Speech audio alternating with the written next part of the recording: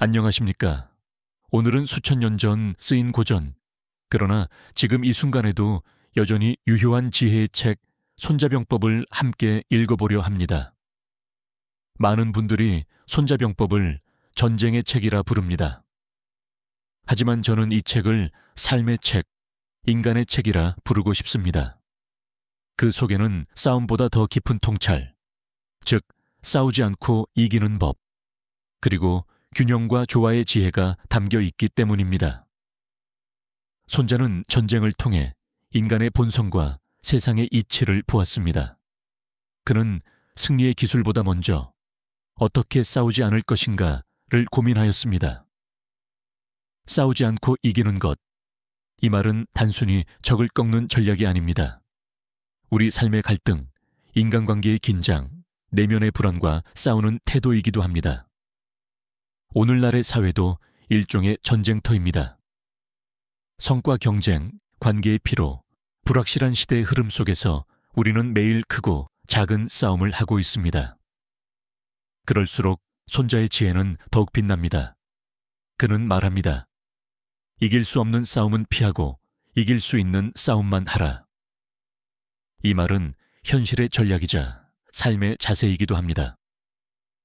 손자병법은 단순히 적을 이기기 위한 기술이 아니라 자신을 이해하고 세상을 꿰뚫는 지혜의 구조입니다. 그 지혜를 오늘 우리의 삶에 비추어 본다면 이 책은 여전히 살아있는 길잡이입니다.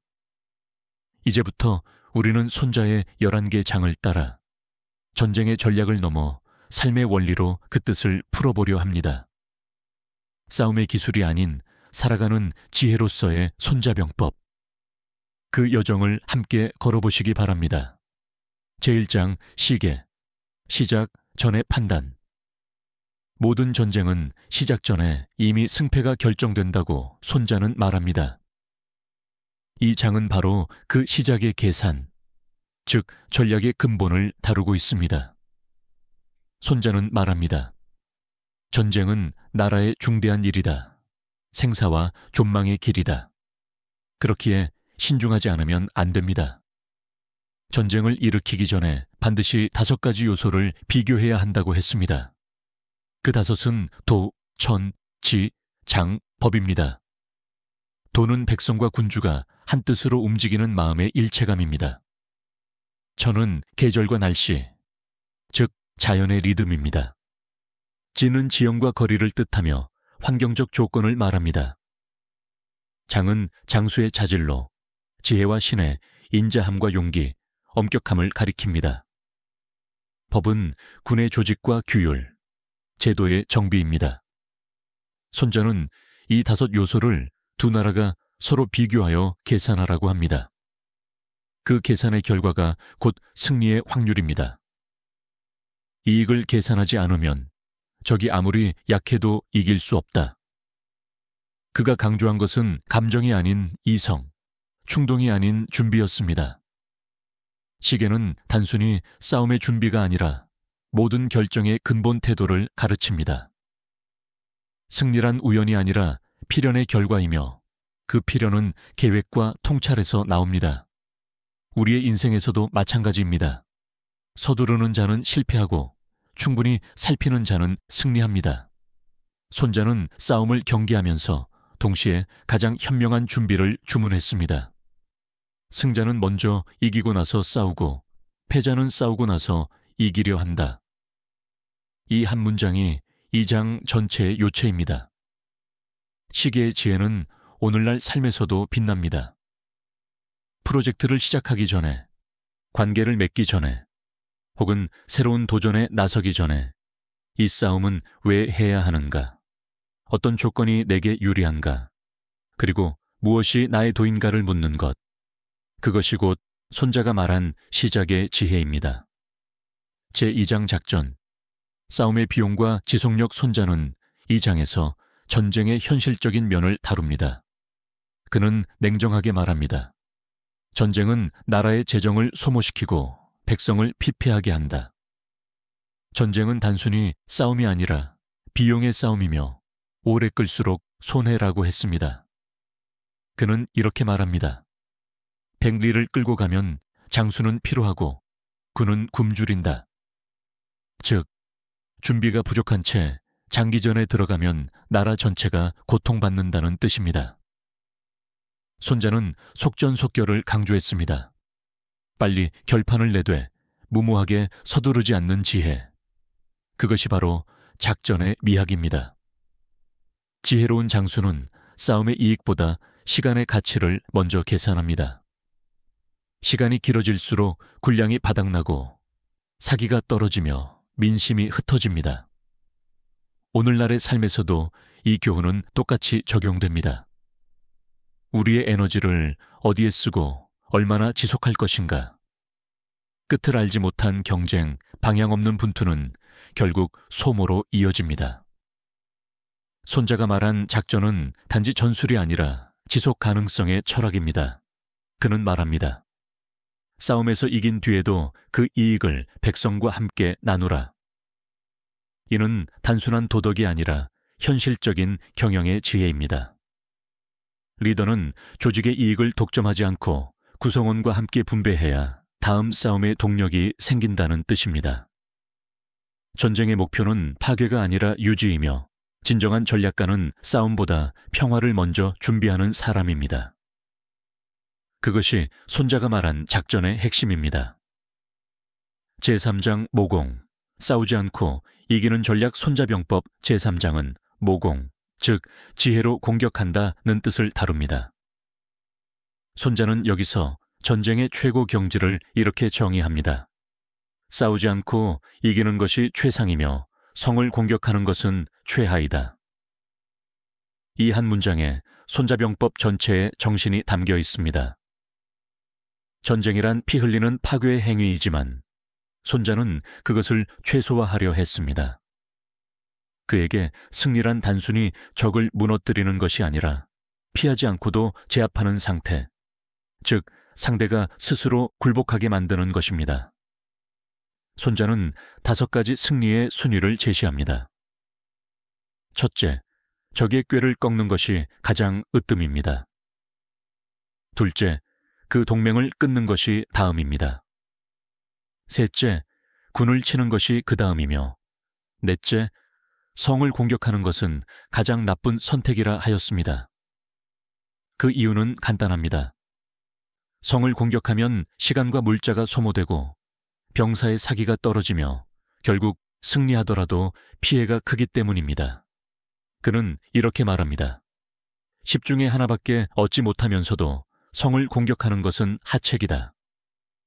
이 장에서 손자는 지피지기 백전불태의 명언을 남깁니다. 적을 알고 나를 알면 100번 싸워도 위태롭지 않다. 이는 단순한 전술적 조언이 아니라 인간과 사회를 꿰뚫는 통찰입니다. 자신을 모르는 사람은 자만에 빠지고 적을 모르는 사람은 공포에 갇힙니다. 결국 진정한 승자는 자기 자신을 가장 잘 아는 자입니다. 손자는 또 말합니다. 능히 싸울 수 있으면서 싸우지 않는 자가 진정한 명장이다. 그는 무력을 찬양하지 않았습니다. 오히려 싸움을 피할 수 있는 지혜를 최고의 전략으로 삼았습니다. 이 사상은 오늘날에도 깊은 울림을 줍니다. 조직의 경쟁, 인간관계의 갈등, 혹은 개인의 내면적 투쟁에서도 직접 부딪히기보다 흐름을 읽고 상대를 이해하고 스스로를 조절하는 것이 더 큰 승리를 낳습니다. 모공의 핵심은 바로 이길 전쟁만 하는 것, 그리고 더 나아가 싸우지 않아도 이기는 길을 찾는 것입니다. 손자는 또한 지휘자의 덕목을 강조합니다. 명장은 분노에 휘둘리지 않고 감정에 흔들리지 않습니다. 그는 말합니다. 장수는 분노로 군을 움직이지 않으며 혐오로 싸움을 일으키지 않는다. 즉, 싸움의 목적은 감정이 아니라 국익이며 냉철함이야말로 진정한 힘이라는 것입니다. 이 장의 마지막 구절은 우리에게 중요한 메시지를 남깁니다. 승리한 뒤에 교만하지 말라. 100번 싸워도 패하지 않는 길은 상대가 아닌 자신에게 있다. 모공은 단순한 전술의 장이 아니라 리더십과 자기 통제의 철학서입니다. 손자는 싸움의 기술이 아니라 관계의 조화와 내면의 통찰을 가르쳤습니다. 결국 손자가 말한 최고의 승리란 칼을 들지 않고 세상을 움직이는 지혜입니다. 싸움을 넘어선 승리. 그것이 바로 모공의 경지입니다. 제사장 군형 스스로의 형태를 세우다 손자는 말합니다. 승리할 수 있는 형세를 만들되 적이 공격하지 못하게 하라. 이 말은 전쟁에서뿐 아니라 인생의 모든 국면에도 통합니다. 이 장은 형태를 세우는 법, 즉 스스로를 다듬어 무너지지 않는 상태를 만드는 법을 다룹니다. 손자는 이렇게 말합니다. 이길 수 있는 자는 먼저 패하지 않을 형세를 세운 뒤 그 형세 속에서 승리를 기다린다. 즉, 먼저 자신을 완성하고 나서 기회를 기다리라는 뜻입니다. 그가 강조한 것은 공격보다 방어입니다. 방어는 소극적인 행동이 아니라 지혜로운 준비의 다른 이름입니다. 손자는 방어를 통해 자신의 형태를 지키고 상대의 허점을 기다리는 전략적 인내를 강조했습니다. 그는 말합니다. 적이 나를 공격하지 못하게 하는 것은 나에게 달려있고 내가 적을 공격할 수 있는 것은 적에게 달려있다. 이 문장은 전략의 핵심을 압축합니다. 즉, 통제할 수 있는 것은 나의 준비이지 상대의 행동이 아니라는 것입니다. 이것은 오늘날 리더십과 인간관계에도 그대로 적용됩니다. 우리는 종종 타인을 바꾸려 하지만 손자는 상대가 아닌 나의 형세를 먼저 세우라고 가르칩니다. 스스로의 내면과 태도를 안정시킬 때 비로소 외부의 움직임을 주도할 수 있습니다. 그는 또한 무형의 형세를 이상으로 삼았습니다. 형이 없으면 적은 나의 약점을 알 수 없다. 즉, 드러내지 않는 힘이 진정한 힘이라는 것입니다. 너무 강하게 자신을 드러내면 상대는 그 틈을 노립니다. 하지만 부드럽게 숨겨진 강함은 상대가 감히 범하지 못하는 보이지 않는 방패가 됩니다. 손자는 말합니다. 승리의 도는 먼저 자신을 이기고 그 다음에 상대를 이기는 데 있다. 결국 전쟁의 승패는 외부의 싸움이 아니라 내면의 조율에서 결정됩니다. 군형의 가르침은 인간의 삶에도 그대로 들어맞습니다. 마음이 흔들리지 않도록 자신을 단단히 세우는 것, 그것이 곧 삶의 방어선입니다. 분노나 두려움, 불안에 흔들리지 않는 내면의 중심. 그 중심이 있는 사람은 어떤 환경에서도 무너지지 않습니다. 손자는 또 이렇게 말합니다. 승리란 하늘이 내리는 것이 아니라 준비된 자에게 자연히 돌아오는 것이다. 즉, 승리란 운명이 아니라 실력이며 기회란 우연이 아니라 준비된 순간의 산물이라는 뜻입니다. 이 장은 결국 형세를 읽고 스스로를 세우는 기술에 대한 이야기입니다. 상대가 나를 알지 못하게 만들고 나는 상대를 명확히 파악하는 상태. 그것이 손자가 말한 이상적인 형세입니다. 따라서 군형의 가르침은 이렇게 요약됩니다. 첫째, 먼저 자신을 단단히 세워라. 둘째, 감정이 아닌 이성으로 움직여라. 셋째, 드러내지 말고 흐름을 기다려라. 이 세 가지를 지키는 자는 비록 전쟁이 아니라 일상의 삶에서도 항상 중심을 잃지 않고 조용히 승리합니다. 제5장 병세. 힘의 흐름을 움직이는 기술 손자병법 제5장은 병세, 즉 전쟁의 에너지와 흐름에 관한 장입니다.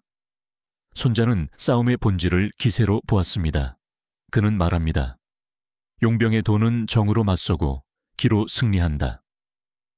여기서 정은 정면전, 즉 기본 원칙을 지키는 힘입니다. 기는 예상치 못한 변칙, 즉 창의적 전술을 뜻합니다. 손자는 이 두 가지를 적절히 조화시켜야 한다고 강조합니다. 정은 근본이고 기는 변화입니다.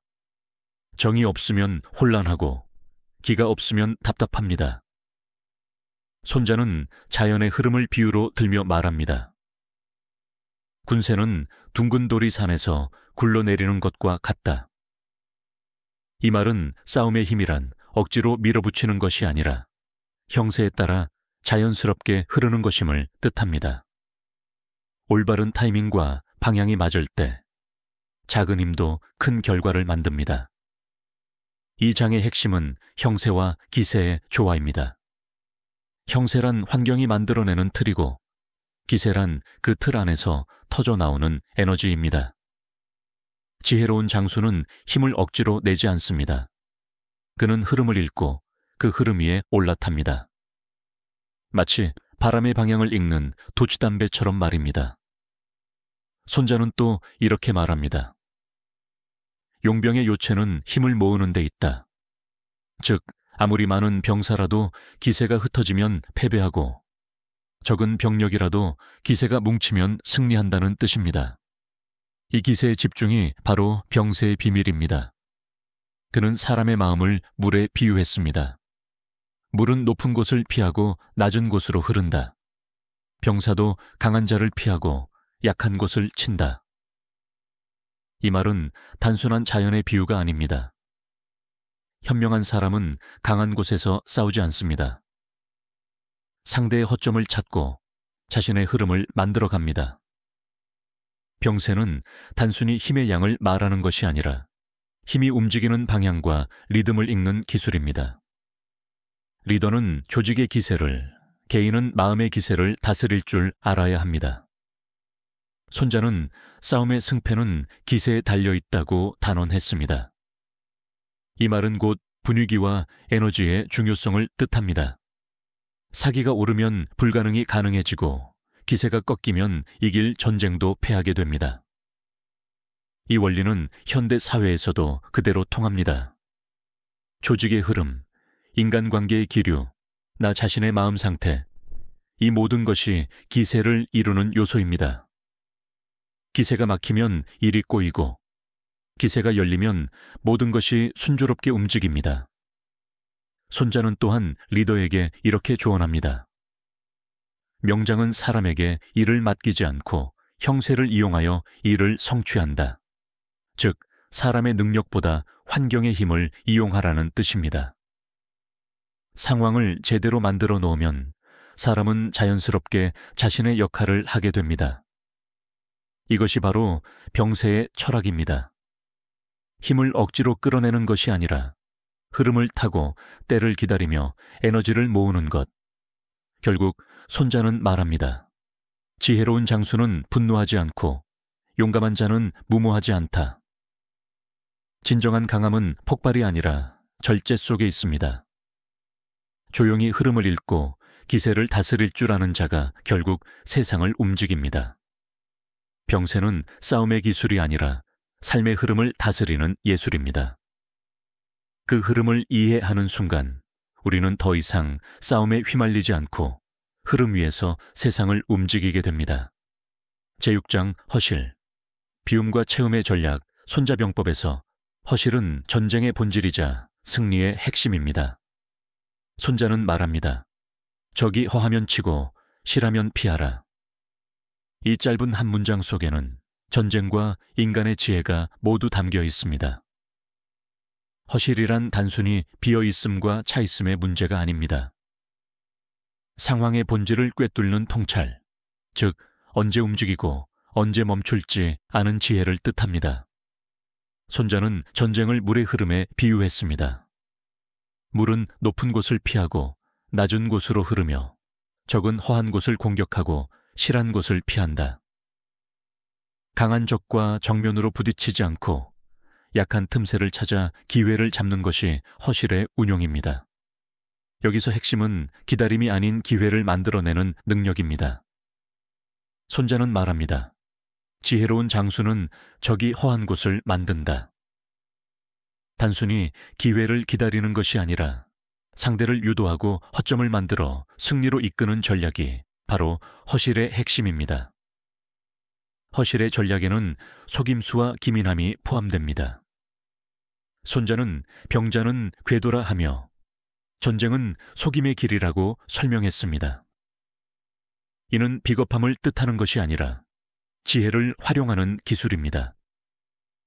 자신은 숨기고 상대는 읽히게 만드는 것. 그것이 승리의 시작입니다. 이 원리는 전쟁뿐 아니라 인간관계와 일상에도 그대로 적용됩니다. 강한 상대와 맞서 싸우기보다 물러서며 기회를 기다리고 말하지 않음이 답이 될 때도 있으며 움직이지 않음이 전략이 되기도 합니다. 허실의 다리는 상대의 리듬에 휘둘리지 않고 상대의 움직임 속에서 주도권을 되찾습니다. 그는 싸움을 지휘하는 것이 아니라 싸움을 흐르게 합니다. 또한 허실은 단순한 전술이 아니라 마음의 상태이기도 합니다. 마음이 비어있으면 흐름을 잃고 기회를 포착할 수 있습니다. 그러나 마음이 가득 차 있으면 좋은 기회도 놓치게 됩니다. 손자는 전투 이전 먼저 자신의 마음을 다스리고 비우고 기다리고 흐름을 느낄 것을 강조했습니다. 이것이 바로 병법의 근본입니다. 현대 생활에서도 허실의 원리는 유효합니다. 건강, 인간관계, 사업, 삶의 선택 모두 허실의 균형에서 비롯됩니다. 욕심을 채우거나 무리하면 문제를 만들고 적절히 비우고 멈출 줄 알아야 진정한 힘과 기회를 얻습니다.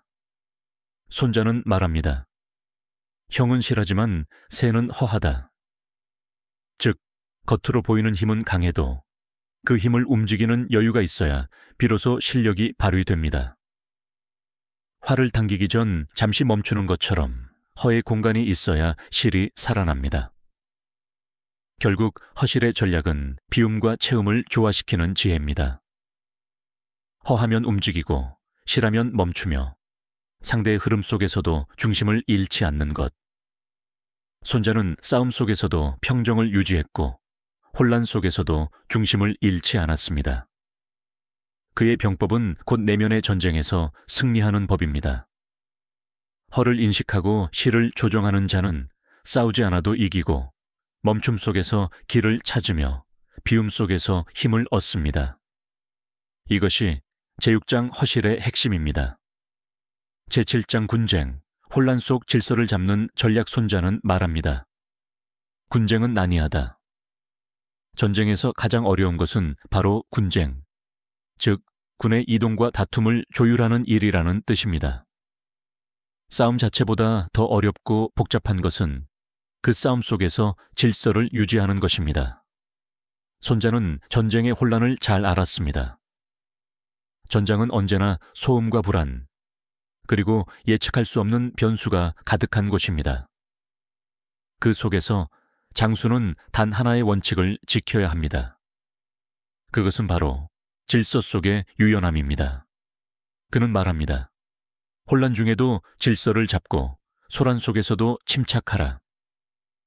이 말은 단순한 태도의 조언이 아니라 지휘의 기술이자 마음의 철학입니다.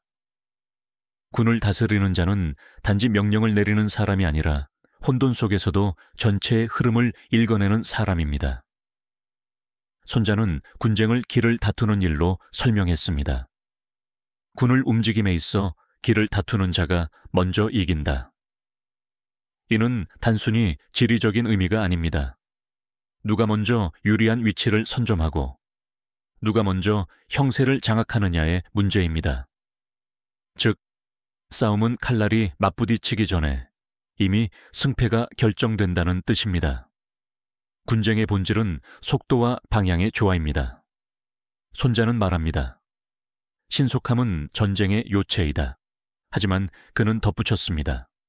속도는 서두름이 아니며 서두름은 패배의 근원이다. 즉, 빠르되 조급하지 않아야 하고 움직이되 흐름에 맞추어야 한다는 것입니다. 그는 병력을 이끌 때 물의 흐름을 다시 예로 듭니다. 물이 길을 따라 흐르듯 군대도 형세를 따라 움직인다. 좋은 장수는 억지로 명령하지 않습니다. 그는 형세를 만들어 병사들이 자연스럽게 움직이게 합니다.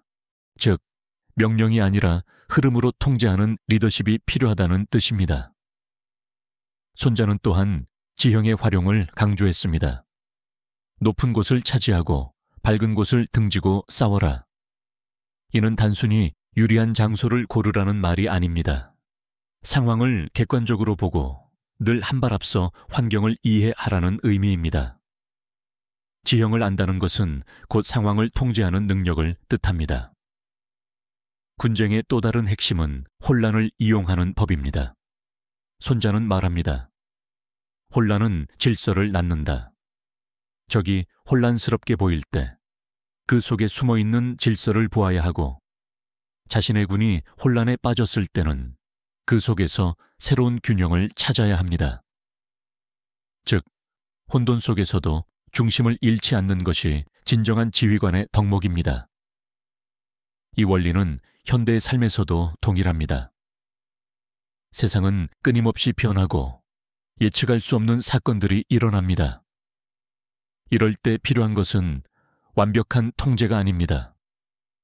오히려 상황을 읽고 그 안에서 새로운 균형을 만들어내는 힘입니다. 이것이 손자가 말한 군쟁의 지혜, 즉 혼란 속에서 질서를 세우는 능력입니다. 그는 또 이렇게 말했습니다. 군을 이끄는 자는 분명하되 병사는 자유로워야 한다. 즉, 리더는 방향을 제시하되 각자의 판단과 움직임을 존중해야 한다는 것입니다. 강제보다 신뢰, 통제보다 흐름.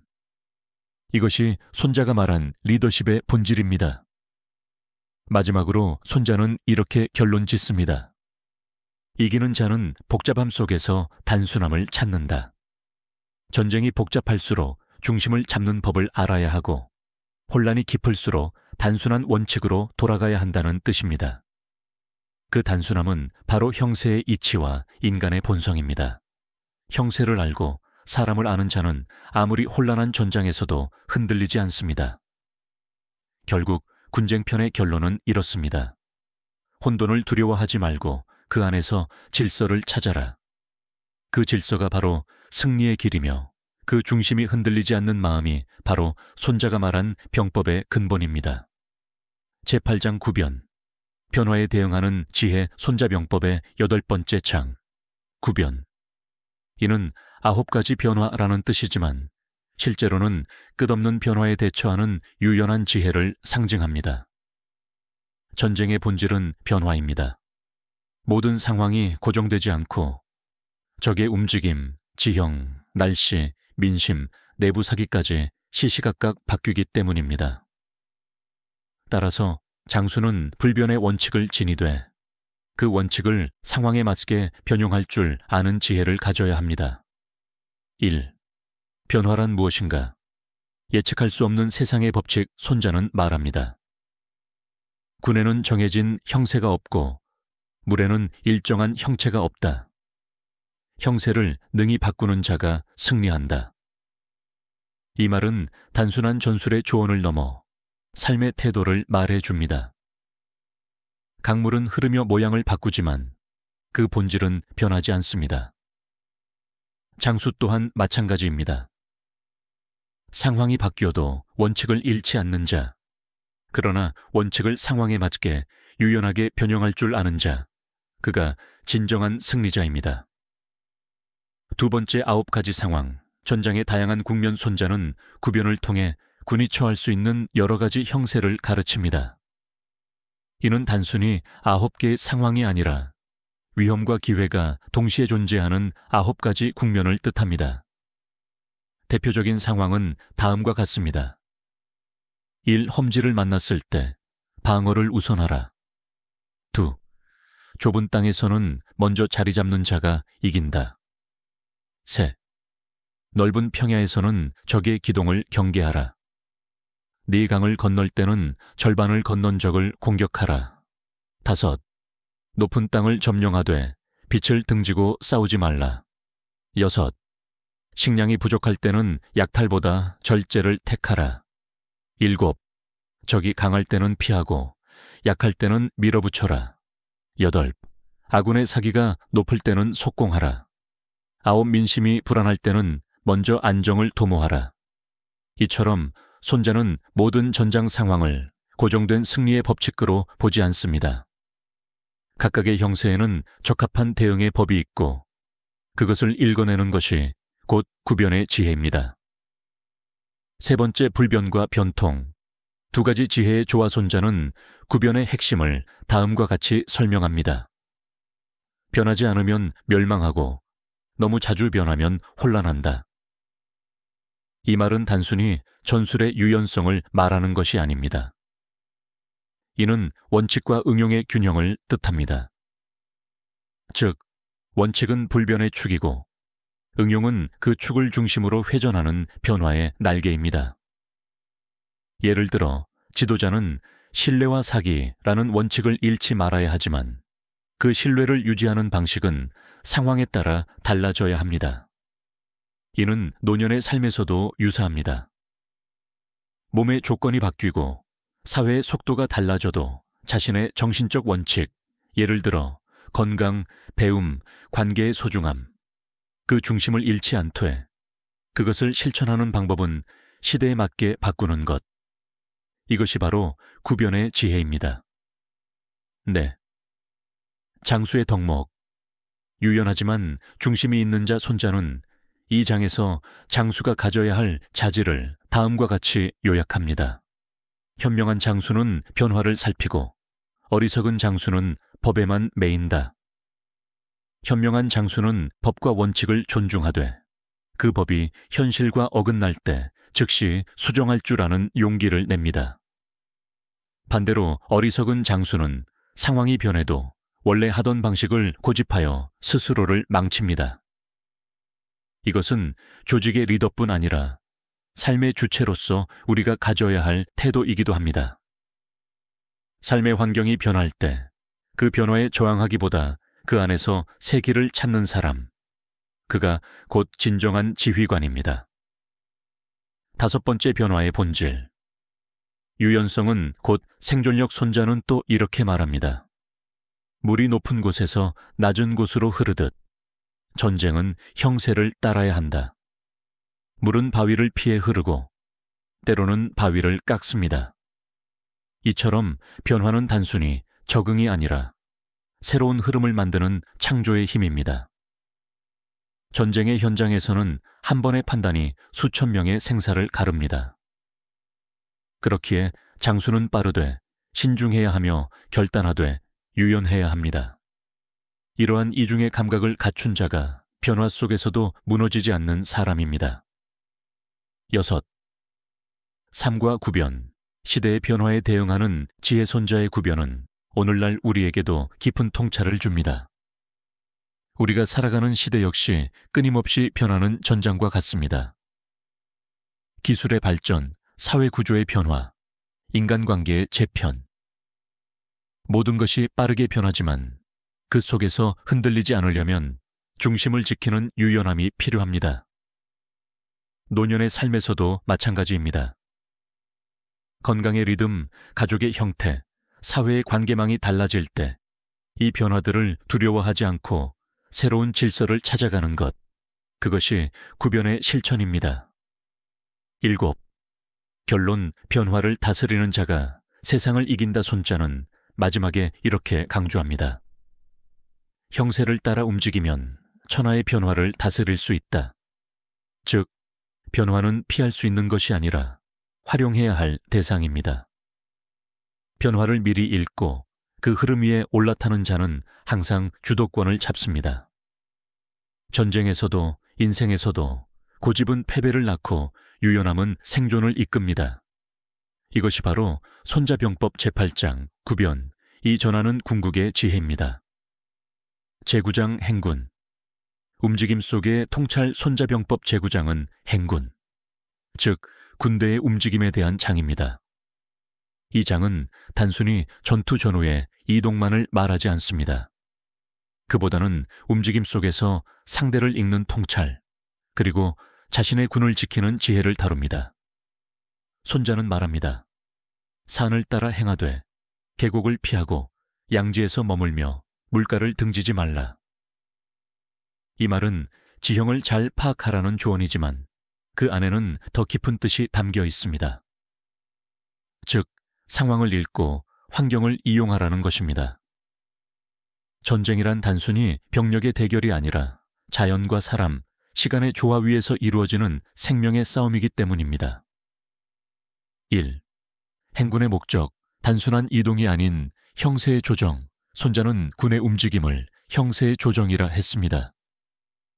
움직임은 곧 에너지의 방향이며 그 방향이 올바르지 않으면 아무리 강한 군대라도 스스로 지쳐버립니다. 그는 말합니다. 행군은 단지 발을 옮기는 일이 아니라 마음의 방향을 세우는 일이다. 군의 행진은 사기의 흐름을 따라야 합니다. 병사들이 피로하거나 불안할 때 억지로 전진하면 승리보다 패배가 먼저 옵니다. 반대로 사기가 충만할 때 멈추면 그 에너지가 사라집니다. 즉, 멈춤과 움직임의 타이밍이 전쟁의 승패를 가른다는 뜻입니다. 두 번째, 적의 징후를 읽는 기술, 움직임의 언어, 이 장의 핵심 중 하나는 적의 움직임을 읽는 법입니다. 손자는 말합니다. 적의 군이 조용하다면 그것은 준비 중임을 뜻하고 시끄럽다면 혼란스러움을 뜻한다. 즉, 전쟁에서는 말보다 움직임이 진실을 말합니다.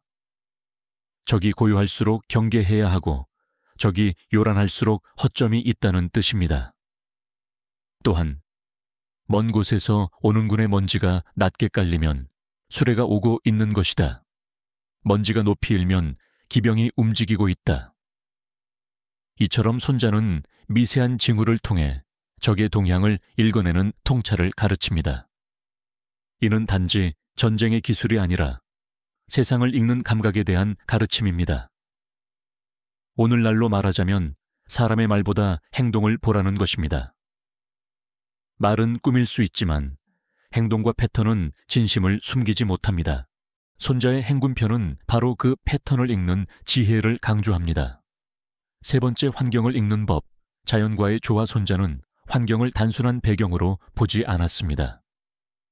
그는 전쟁을 자연과 함께하는 일로 이해했습니다. 산의 북쪽에 진을 치지 말고 강을 건널 때는 절반을 건넌 적을 공격하라. 이는 단순한 지리지식이 아닙니다. 그 속에는 자연의 이치와 타이밍이 숨어 있습니다. 자연을 거스르지 않고 형세를 따라 행동하는 자는 언제나 적보다 유리한 위치를 차지합니다. 이 원리는 인생에서도 같습니다. 삶의 흐름을 거스르지 말고 상황이 성숙할 때까지 기다리는 것. 그것이 손자가 말한 행군의 도입니다. 네, 군심을 읽는 법, 사람의 마음을 지휘하는 기술 행군의 핵심은 결국 사람입니다. 손자는 말합니다. 병사는 사랑으로 움직이고 억압으로는 움직이지 않는다. 군을 이끄는 자는 병사의 심리를 세밀하게 읽어야 합니다. 그들이 두려워할 때는 격려하고 자만할 때는 경계시켜야 합니다. 즉, 좋은 장수는 사람의 마음을 다루는 심리의 장인입니다. 그는 또 말했습니다. 군이 기뻐할 때를 놓치지 말고 군이 두려워할 때는 싸우지 말라.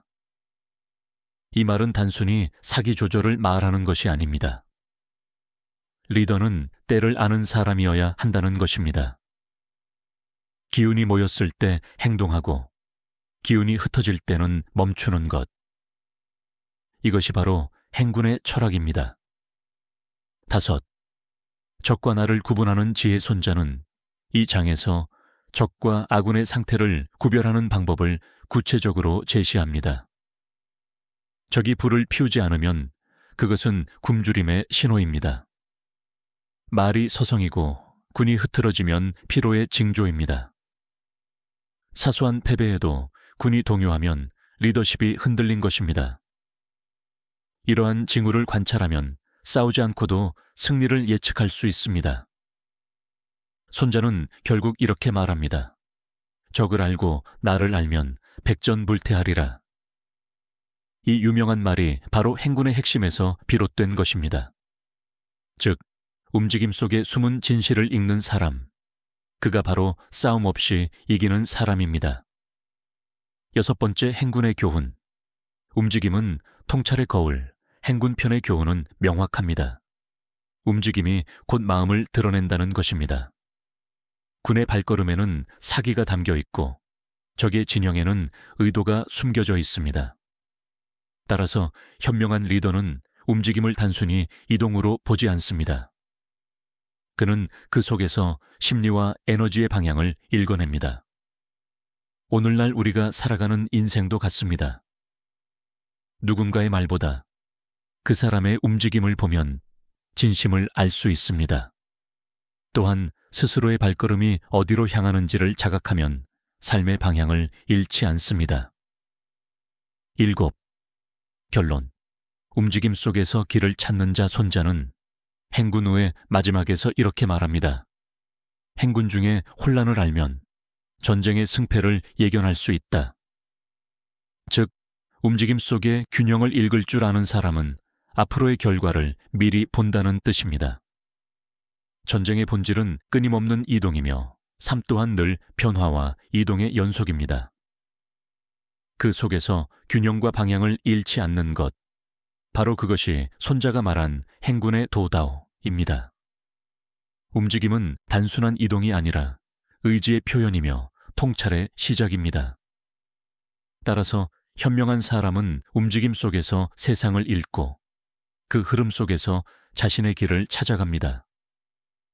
이것이 바로 손자병법 제9장 행군 이 전하는 깊은 메시지입니다. 움직임을 다스리는 자가 세상을 다스린다. 제10장 지형, 땅의 이치를 아는 자가 승리한다. 손자병법 제10장은 지형, 즉 땅의 형세를 이해하는 지혜를 다룹니다. 이 장은 단순한 지리학의 설명이 아닙니다. 손자가 말하는 지형은 환경의 본질을 파악하는 능력, 그리고 그 환경 속에서 자신의 위치를 올바르게 설정하는 통찰을 뜻합니다. 1. 지형이 전쟁을 좌우한다. 손자는 말합니다. 지형은 군의 생사와 국가의 존망을 좌우한다. 즉, 땅의 이치를 모르면 아무리 용맹한 병사라도 헛되이 목숨을 잃습니다. 지형은 단지 전투의 배경이 아니라 승패를 가르는 결정적 요인입니다. 손자는 지형을 6가지로 나눕니다. 이는 단순한 구분이 아니라 전쟁의 본질적 상황을 비유적으로 표현한 것입니다. 두 번째, 6가지 지형과 그 의미. 1. 통영, 열린 지형, 양쪽 모두 자유롭게 드나들 수 있는 평지입니다. 누구나 쉽게 들어올 수 있기에 먼저 도착해 진영을 잡는 자가 유리합니다. 손자는 말합니다. 통영에서는 먼저 자리를 차지하고 적을 기다려라. 이는 인생에서도 같습니다. 모두가 접근 가능한 기회일수록 먼저 준비한 자가 주도권을 가집니다. 2. 궤형, 막혀있는 지형 출입이 한쪽으로만 가능한 지역입니다. 이곳에서는 퇴로를 막으면 패배하고 퇴로를 열어두면 생존합니다. 즉, 안정된 퇴로 확보가 핵심입니다. 3. 지형, 적이 더 쉽게 오를 수 있는 곳, 적이 높은 곳을 차지했을 때 억지로 공격하지 말라는 교훈입니다. 손자는 말합니다. 적이 높고 내가 낮으면 그와 싸우지 말라. 이는 싸움보다 때를 기다리는 지혜를 말합니다. 4. 협형, 좁은 길목 좁은 길에서는 숫자가 무의미합니다. 적보다 먼저 차지하면 막을 수 있고 늦으면 피해야 합니다. 즉, 타이밍이 전부입니다. 5. 허명, 위험한 산악지대 험준한 곳에서는 싸움을 피하고 적이 스스로 들어오기를 기다려야 합니다. 지형의 위험을 이용해 적을 스스로 무너지게 만드는 전략입니다. 6. 원형, 멀리 떨어진 지형 양군이 멀리 떨어져 있을 때 병사의 피로와 식량의 부담이 중요해집니다. 이때는 먼저 움직이지 말고 적이 지치기를 기다리라는 것이 손자의 조언입니다. 이 6가지 지형은 단순한 땅의 모양이 아니라 상황의 성격을 뜻합니다. 즉, 손자는 모든 상황에는 그 상황에 맞는 최선의 대응이 있다는 사실을 강조합니다. 세 번째 지형을 아는 자, 세상을 이긴다. 손자는 말합니다. 지형을 아는 자가 군을 지휘할 수 있다. 지형을 안다는 것은 곧 환경을 읽는 눈을 가진다는 뜻입니다. 이는 단지 산과 강의 문제를 넘어 인간관계, 사회적 구조, 시대의 흐름까지 포함합니다. 예를 들어 누군가는 평탄한 길, 통영에 서 있고 누군가는 좁은 길목 협평을 지나고 있으며 또 누군가는 위험한 산길, 험형에 놓여 있습니다. 따라서 같은 전략이 모든 사람에게 통하지 않습니다. 각자의 지형을 이해하고 그에 맞게 대응하는 것이 손자가 말한 진정한 지혜입니다. 네, 지형과 리더십, 현장의 눈으로 판단하라. 손자는 이 장에서 책상 위의 장수를 경계합니다. 지형을 알지 못하고 전쟁을 명령하면 구는 길을 잃는다. 리더는 보고서나 정보가 아니라 직접 눈으로 보고 발로 느껴야 합니다. 현장의 바람과 냄새를 아는 자만이 정확한 판단을 내릴 수 있습니다. 오늘날 조직이나 사회에서도 같습니다. 책임자는 현실의 상황을 감각적으로 이해해야 합니다. 단순히 이론으로 결정하면 사람의 마음이라는 지형을 놓치게 됩니다. 5. 사람의 마음도 지형이다. 손자는 이렇게 덧붙입니다. 지형에는 육지형이 있고 사람의 마음에도 육형이 있다. 즉, 사람의 마음도 지형처럼 복잡하다는 뜻입니다. 어떤 마음은 열려 있고 통형, 어떤 마음은 닫혀 있으며 궤형, 어떤 마음은 위험하고 예민합니다. 험형. 따라서 사람을 다스릴 때도 그 마음의 지형을 먼저 살펴야 합니다. 리더는 단순히 명령하는 자가 아니라 상황과 사람의 마음을 동시에 읽는 자입니다. 6. 지형의 철학, 형세를 바꾸는 법. 손자는 지형을 단순히 이용하라고만 하지 않습니다. 때로는 형세를 바꿔야 할 때도 있다고 말합니다. 예를 들어 불리한 지형에 있다면 그곳을 방어형으로 바꾸거나 심리적 우위를 만들어 지형을 재해석할 수 있습니다. 이는 결국 상황을 이기는 법을 말합니다.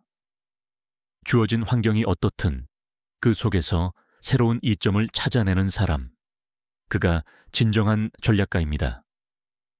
7. 지형편의 결론. 환경을 두려워하지 말라. 손자는 마지막에 이렇게 말합니다. 지형을 이용하는 자는 살아남고 지형을 거스르는 자는 멸망한다. 즉, 환경을 바꾸려 하기보다 그 환경을 이해하고 활용하라는 것입니다. 이것은 단지 군사의 철학이 아니라 삶의 태도이기도 합니다. 인생의 길도 전쟁터와 같습니다. 누구는 평지를 걷고 누구는 험한 산을 오릅니다. 그러나 손자는 말합니다. 땅이 달라져도 이기는 마음은 하나이다. 그 마음은 바로 이해와 응용의 지혜입니다. 환경을 두려워하지 않고 그 속에서 새로운 길을 만들어가는 자. 그가 바로 손자가 말한 진정한 승리자입니다. 이 장은 손자병법 전체 중에서도 가장 깊은 핵심을 담고 있으며 전쟁의 시작부터 끝까지 모든 상황의 형세를 9가지로 나누어 설명합니다. 제11장 9지 9가지 전장의 법칙. 손자는 말합니다.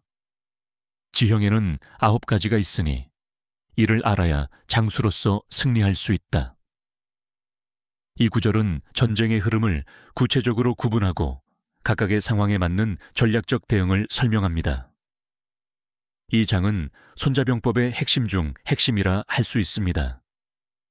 단순한 전술이 아니라 상황 판단의 철학이 담겨 있습니다. 손자는 전장을 9가지로 나눕니다. 산지, 경지, 쟁지, 교지, 중지, 중지, 곤지, 위지, 사지입니다. 그 각각의 의미를 하나씩 살펴보겠습니다. 첫째, 산지는 군이 흩어지기 쉬운 곳입니다. 아직 싸움이 본격적으로 시작되지 않은 상태이므로 병사들의 마음이 한 곳에 모이지 않습니다. 이때는 싸움을 피하고 결속을 다져야 합니다. 손자는 산지에서는 전투를 피하라고 했습니다. 즉, 준비되지 않은 상태에서의 행동은 오히려 패배를 부른다는 뜻입니다.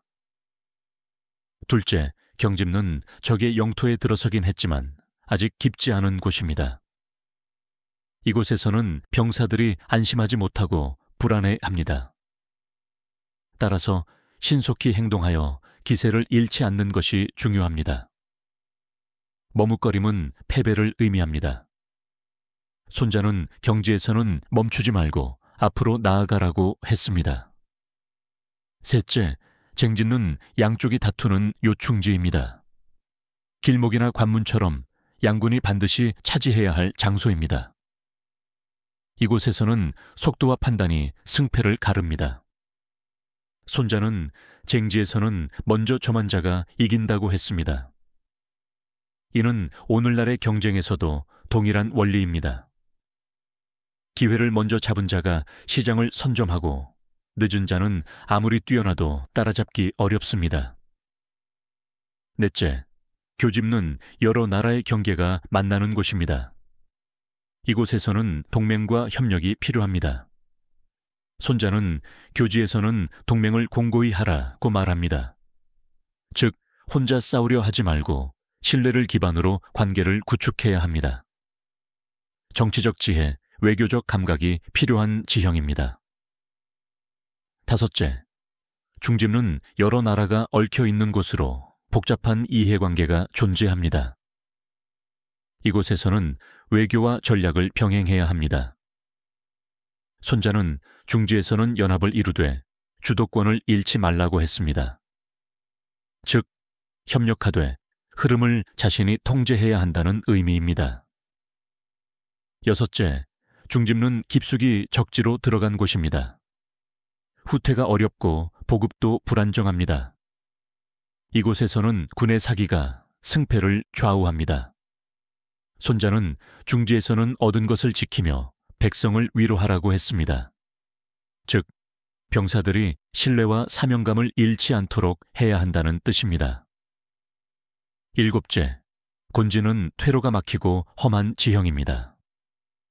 이곳에서는 절대 방심해서는 안 됩니다. 손자는 곤지에서는 길을 닫고 빠져나갈 방도를 만들어라고 했습니다. 즉, 위기 속에서도 퇴로를 미리 준비하는 지혜를 강조한 것입니다.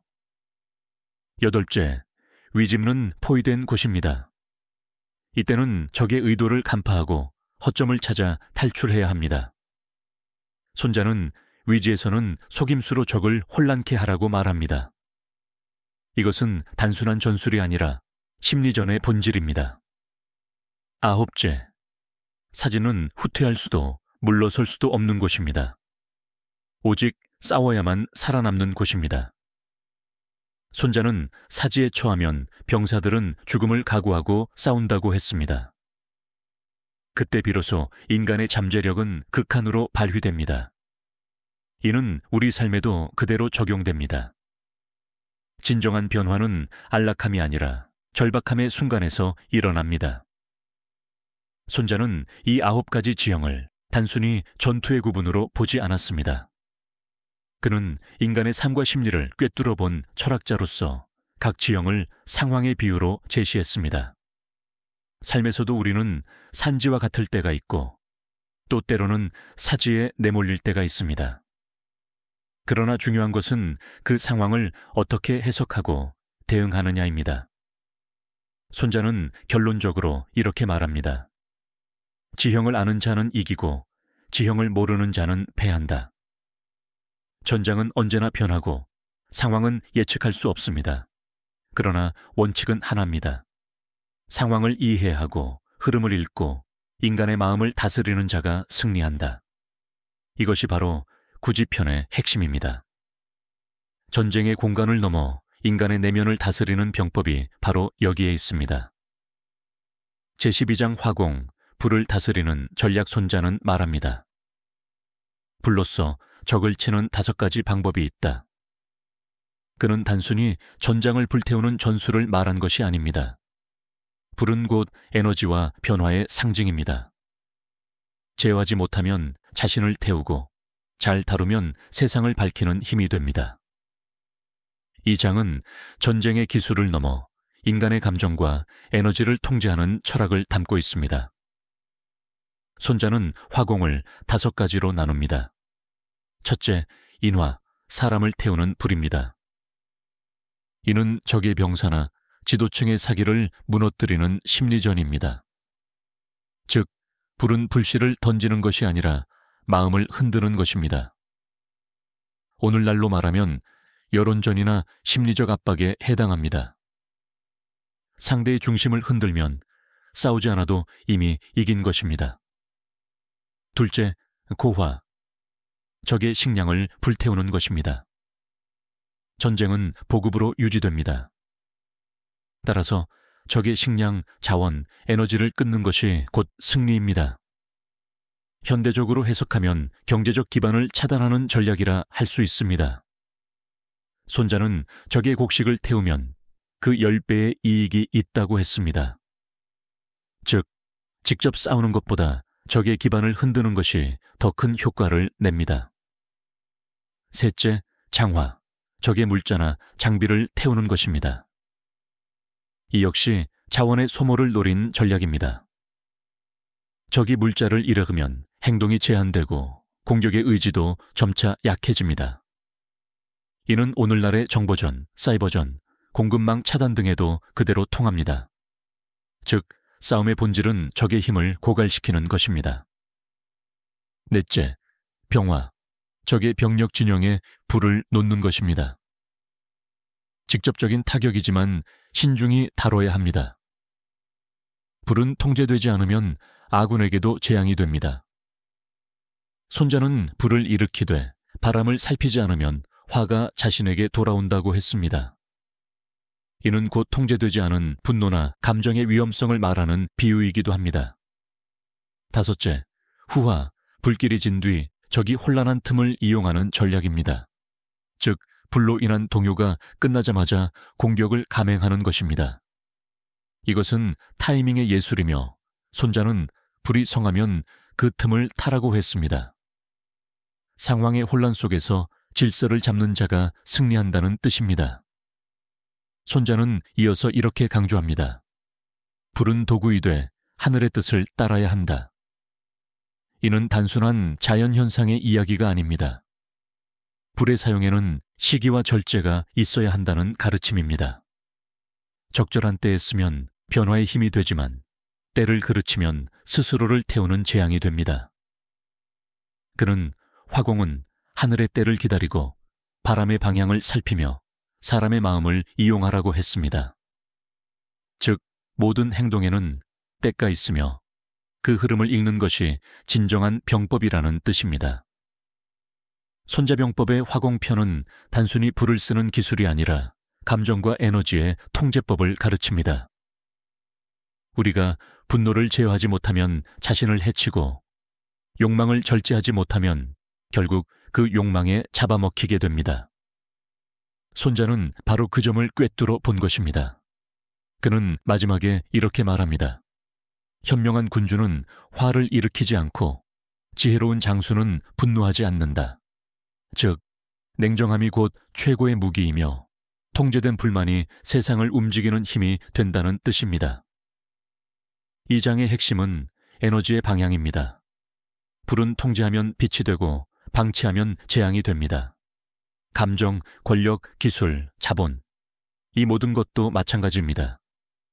손자는 그것들을 다스릴 줄 아는 자만이 진정한 승리자가 된다고 말합니다. 그리하여 화공은 단지 전쟁의 기술이 아닌 삶의 균형과 자기 통제의 철학으로 남습니다. 제13장 용간. 정보를 다루는 지혜 손자병법의 마지막 장, 용간은 단 한 가지 주제를 다룹니다. 그것은 바로 정보, 즉 간첩의 운용입니다. 하지만 이 장은 단순히 첩보를 다루는 기술서가 아닙니다.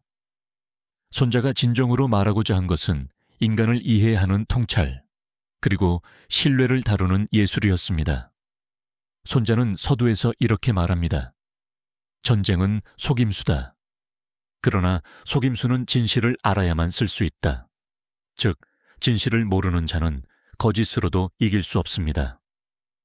적의 마음을 읽고 상황의 본질을 꿰뚫는 것, 그것이 바로 간의 역할이며 지혜의 근원입니다. 손자는 간첩을 5가지로 나눕니다. 향간, 내간, 방한, 사간, 생간입니다.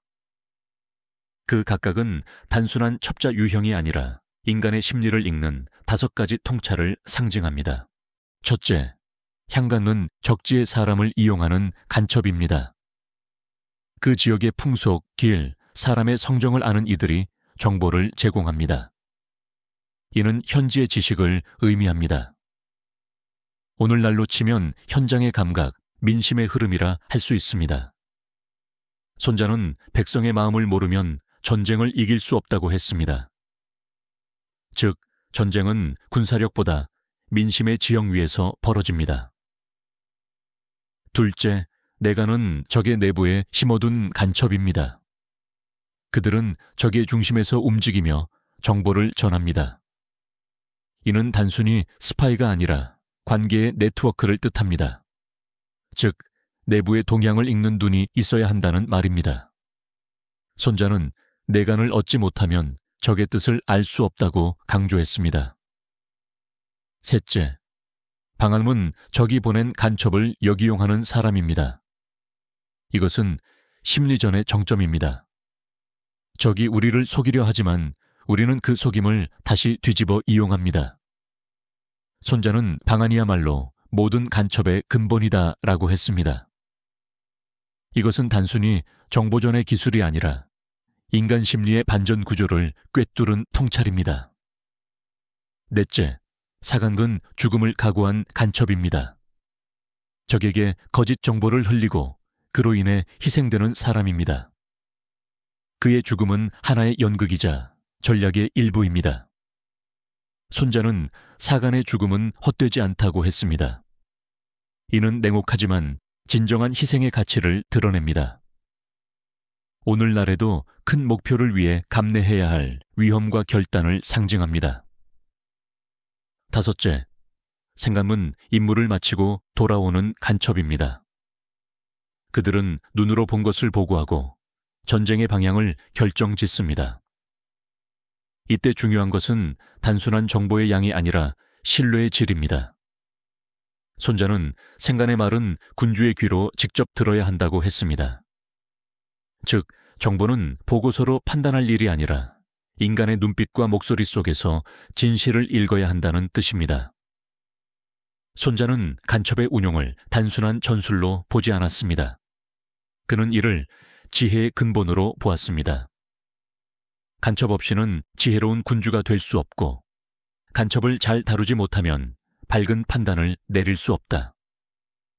이 말은 곧 정보를 아는 자가 세상을 다스린다는 의미입니다. 전쟁에서의 간첩이 오늘날의 정보와 통찰력이라면 이 장은 곧 지식의 운용법을 가르치는 것입니다. 손자는 이렇게 말하며 결론을 맺습니다. 지혜로운 군주는 오직 간첩을 통해 듣고 자비로운 장수는 그들을 후하게 대한다. 즉, 정보는 생명이며 인간은 그 매개체입니다. 아무리 큰 전략도 그 정보를 전달하는 인간을 신뢰하지 못하면 무너집니다. 이 장은 손자병법 전체의 마지막이자 손자의 철학이 가장 선명하게 드러나는 부분입니다. 그는 전쟁의 승패가 칼이 아니라 정보의 흐름에 달려 있음을 깨달았습니다. 그리고 더 나아가 인간의 마음을 읽는 자가 세상을 움직인다는 사실을 통찰했습니다. 결국 용가는 인간의 신뢰와 통찰, 즉 보이지 않는 힘의 운용을 다룬 장입니다. 이는 오늘날에도 그대로 유효한 지혜입니다. 이로써 손자병법의 13장이 모두 완결됩니다. 전쟁을 이야기하지만 사실은 삶의 원리와 인간의 본성을 이야기합니다. 칼의 시대를 넘어 마음의 시대를 관통하는 고전이 바로 손자병법입니다. 이제 우리는 손자병법의 마지막 장을 지나왔습니다. 돌이켜보면 이 책은 단순한 병법서가 아니었습니다. 그 안에는 인간의 본성, 세상의 원리, 그리고 균형과 통제의 철학이 담겨 있었습니다. 손자는 말했습니다. 싸움의 최선은 이기지 않는 것이다. 이 말의 뜻은 단순히 싸움을 피하라는 경고가 아닙니다. 그는 인간의 모든 다툼이 결국 욕망의 흐름에서 비롯된다는 것을 꿰뚫어 보았습니다. 따라서 싸움의 진정한 승리는 상대를 이기는 것이 아니라 자신을 이기는 것에 있다고 보았습니다. 손자병법은 세상과 맞서는 책이 아닙니다. 세상을 읽는 책이며 내면의 질서를 세우는 책입니다. 이기려 하기보다 이길 수밖에 없는 상태를 만드는 것, 그것이 손자가 말한 승리의 조건입니다. 오늘날 우리는 눈에 보이지 않는 전쟁을 매일 치르고 있습니다. 시간과의 싸움, 불안과의 싸움, 관계의 갈등과 내면의 혼란 속에서 손자병법의 지혜는 여전히 유효합니다. 싸우지 않고 이기는 법, 이 말은 결국 평화를 지키는 법입니다. 균형과 통찰, 그리고 조화의 힘으로 삶의 전장을 헤쳐나가는 지혜, 그것이 손자가 전하려 한 진정한 메시지입니다. 손자병법은 우리에게 말합니다. 이김보다 중요한 것은 자각이며 승리보다 귀한 것은 평정이다. 싸움의 기술을 넘어 삶의 품격을 세우는 길, 그 길의 끝에서 우리는 비로소 깨닫게 됩니다. 손자병법은 전쟁의 책이 아니라 인간의 내면을 다스리는 철학서였다는 것을요. 영상이 마음에 드셨다면 구독과 좋아요, 알림 설정 부탁드립니다. 좋아요와 구독은 앞으로 더 따뜻한 이야기를 이어가는 큰 힘이 됩니다. 고맙고 감사합니다.